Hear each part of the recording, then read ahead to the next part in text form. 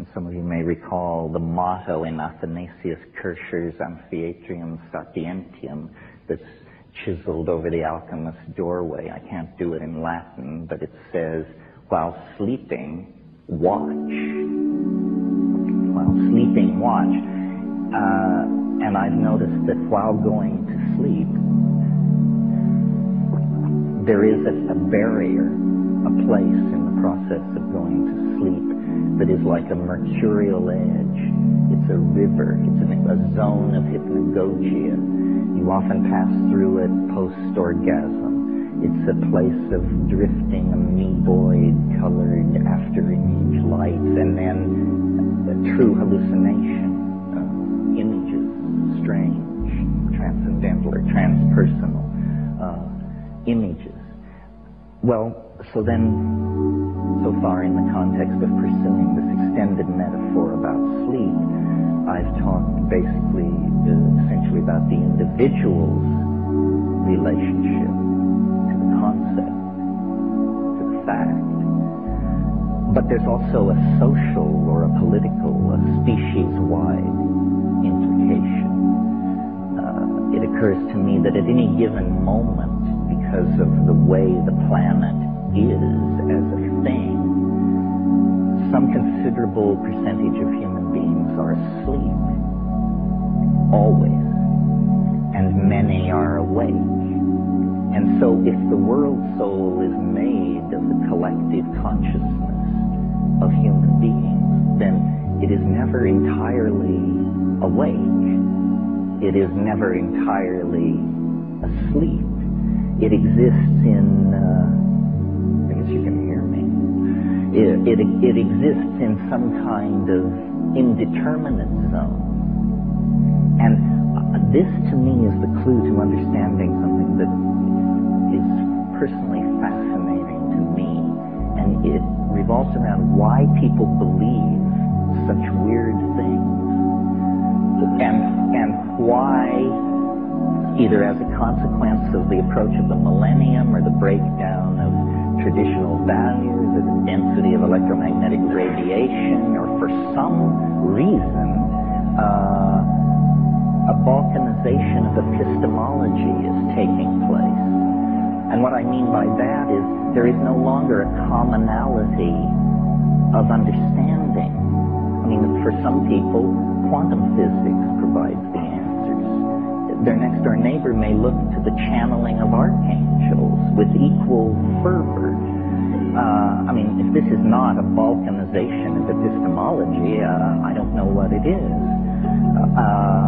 It is accompanied by a related phenomenon, which is technology, or the historical momentum of things, is creating such a bewildering social milieu that the monkey mind cannot find a simple story, a simple creation myth or redemption myth to lay over the crazy contradictory patchwork of profane techno-consumerist, post-McLuhanist, electronic, pre-apocalyptic existence. And so into that dimension of anxiety created by this inability to parse reality rushes a bewildering variety of squirrely notions. Epistemological cartoons, if you will,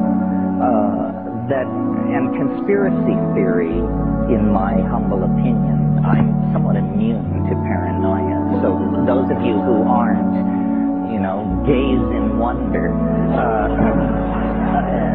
Conspiracy theory is a kind of epistemological cartoon about reality. I mean, isn't it so simple to believe that things are run by the Greys, and that all we have to do is trade sufficient fetal tissue to them and we can solve our technological problems?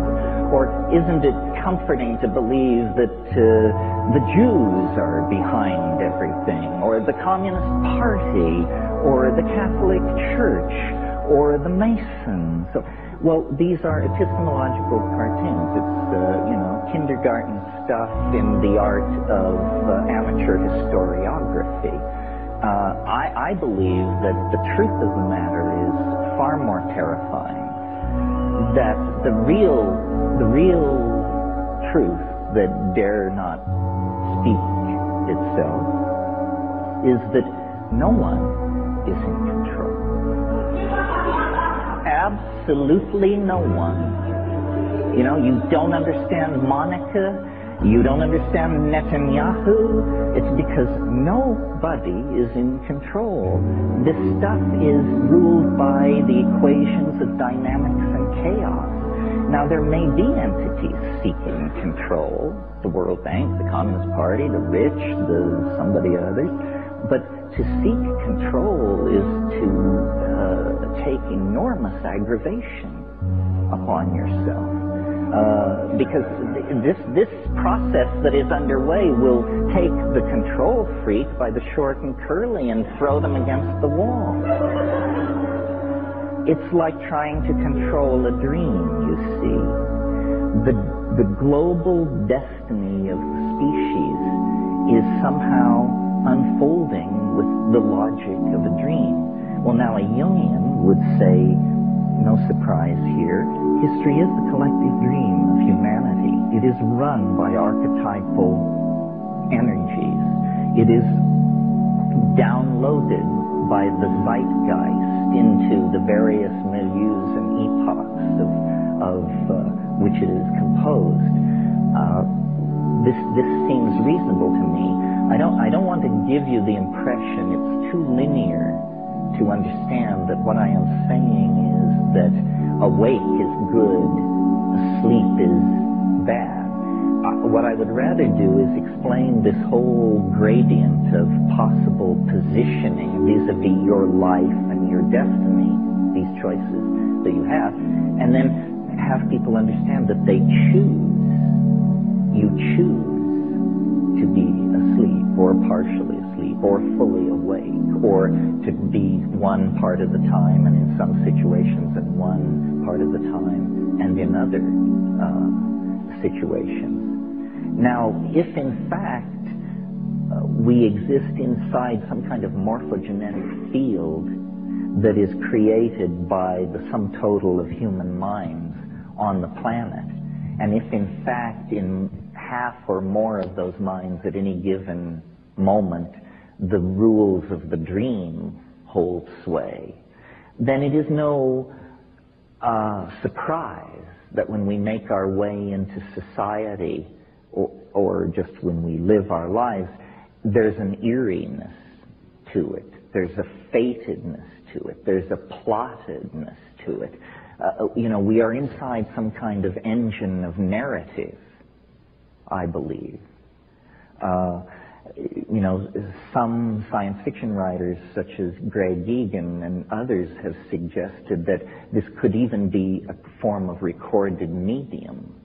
You can see the thumbprints of editors on our reality if you are truly paying attention. I mean, if you're a devotee of the theory of stochastic and random unfolding of events, then you have to look very carefully at how unrandom and how mythical and archetypal most people's lives are.